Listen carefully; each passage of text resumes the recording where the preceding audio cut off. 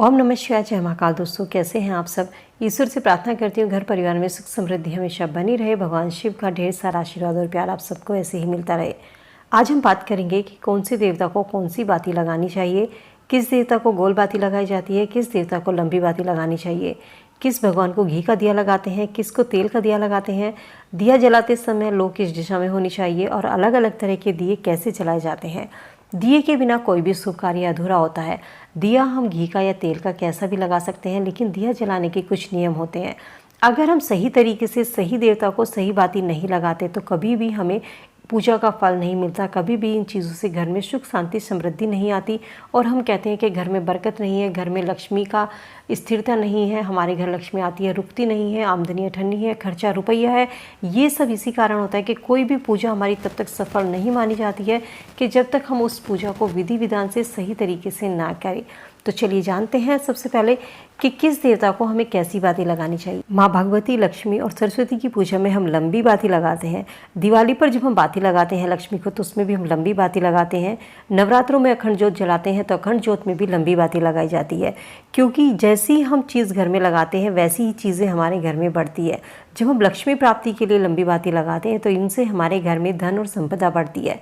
अपने कुल देवी देवताओं को हमेशा लंबी बाती लगानी चाहिए। यदि हम अपने कुल देवी देवताओं को लंबी बाती लगाते हैं तो ऐसा करने से हमारा यश बढ़ता है, हमारा कुल बढ़ता है। भगवान कृष्ण के, हनुमान के मंदिर में, भगवान विष्णु के मंदिर में, शिव के मंदिर में गोल बाती लगाई जाती है, क्योंकि गोल बाती लगाने से स्थिरता आती है।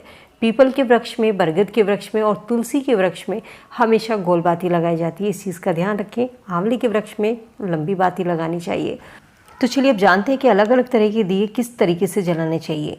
पहला दिया होता है चोंच वाला दिया, एक चोंच का दिया। जब इस दिए को जलाते हैं तो दिए की चोंच और दिए की बाती हमेशा अपनी तरफ होनी चाहिए, भगवान की तरफ ना रखें, क्योंकि जब हम इस दिए को जलाते हैं, प्रज्वलित करते हैं तो इसका तेज भगवान को ना लगे। ये तेज आपको अपनी तरफ रखना है ताकि आपके शरीर की जो बीमारियां हैं वो दूर होंगी। दूसरा दिया होता है निरंजन दिया। ये दिया हमेशा घी का जलाया जाता है और भगवान के राइट हैंड पर और अपने लेफ्ट हैंड पर, यानी कि अपने उल्टे हाथ पर दिया लगाना। और जब आप अपने उल्टे हाथ पर दिया लगाएंगे तो वो भगवान का सीधा हाथ होगा, तो भगवान के राइट हैंड और अपने लेफ्ट हैंड पर ये दिया लगाया जाता है। निरंजन दिया कभी भी तेल का नहीं जलाना चाहिए। यदि किसी घर में निरंजन दिया तेल का जलाया जाता है तो वहाँ पर आमदनी अठन्नी और खर्चा रुपया होता है। उस घर में कभी भी बरकत नहीं होती, फिजूल खर्ची होता है। कितनी भी घर में कमाई करने वाले हैं, 2 हैं, 4 हैं, लाख कमाते हैं, करोड़ कमाते हैं, लेकिन कभी भी उस घर में बरकत नहीं होगी, कभी भी उस घर में लक्ष्मी का वास नहीं होगा, क्योंकि उस घर में निरंजन दिया जो है वो तेल का लगाया जा रहा है। तो हमेशा ध्यान रखिए कि निरंजन दिया घी का ही लगाया जाता है, तेल का नहीं लगाया जाता। एक आता है कुबेर निरंजन दिया, जिसमें हाथ से पकड़ने का स्टैंड होता है। ये दिया जब भी आप जलाएं तो इसमें कुछ ना कुछ ज़रूर डालें। इसमें आप काले तिल, फूल की पत्तियाँ या चावल के दाने, अगर कुछ भी नहीं तो एक सिक्का इसमें डाल दीजिए, लेकिन ये दिया कभी भी खाली नहीं जलाया जाता। चौथा आता है मिट्टी का दिया। ये दिया सबसे अच्छा माना जाता है। इस दिए को आप कहीं भी जलाओ, कैसे भी जलाओ, घी का लगाओ या तेल का लगाओ, किसी भी तरीके का आप इस दिए को जला सकते हैं। सबसे अच्छा दिया मिट्टी का दिया माना जाता है। नेक्स्ट आता है आटे का दिया। ये दिया हम गंगा घाट पर या नदी के किनारे मोस्टली लगाते हैं, लेकिन इस दिया जब आप बनाते हैं तो ये दिया हमेशा गोल बनाना चाहिए। इसमें कभी भी दिए में चोंच नहीं होनी चाहिए। तो ये दिया, ये चीज़ें आप ध्यान रखें कि दिया हमें कौन कौन सा दिया किस किस तरीके से जलाना है। चलिए अब जानते हैं कि कौन से भगवान को तेल का दिया लगाते हैं, कुछ भगवान को घी का दिया लगाना चाहिए। किसी भी तरीके का अगर आप आर्थिक लाभ पाना चाहते हैं, घर में सुख समृद्धि लाना चाहते हैं, तो घर के मंदिर में हमेशा घी का दीपक जलाना चाहिए। अगर आपका सूर्य कमज़ोर है, सूर्य भगवान को प्रसन्न करना चाहते हैं, तो भगवान सूर्य को सरसों के तेल का दिया जलाना चाहिए। राहु केतु ग्रहों की शांति के लिए अलसी के तेल का दिया जलाना शुभ माना जाता है। लक्ष्मी जी के लिए 7 मुखी घी का दिया जलाया जाता है।